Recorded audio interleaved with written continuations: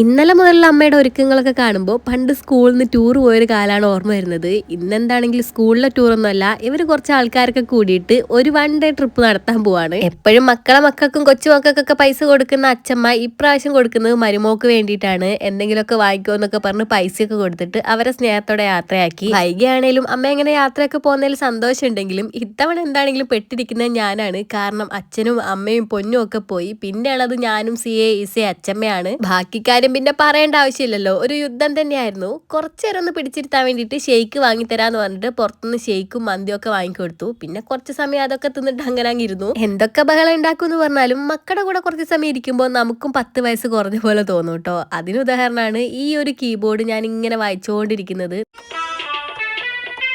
ഇതിന്റെ കൂടെ പാട്ട് പാടാനൊരു മൈക്കൊക്കെ ഉണ്ട്. അതുകൊണ്ട് അത് കുറച്ച് സമയം ഓണാക്കി വെച്ചപ്പോൾ കുറെ ടൈം അങ്ങനെയും പോയി. പിന്നെ ഇന്നമ്മ ട്രിപ്പ് പോകുന്നതെന്ന് പറഞ്ഞുകൊണ്ട് തന്നെ ഇന്നലെ ഞങ്ങൾ എല്ലാവരും കൂടെ സിനിമ കാണാൻ വേണ്ടി പോയിട്ടുണ്ടായിരുന്നു. എല്ലാവരുടെ തിരക്കും കാര്യങ്ങളൊക്കെ കഴിഞ്ഞ് രാത്രി 10 മണിയുടെ ഷോ കാണാനാണ് കയറിയത്.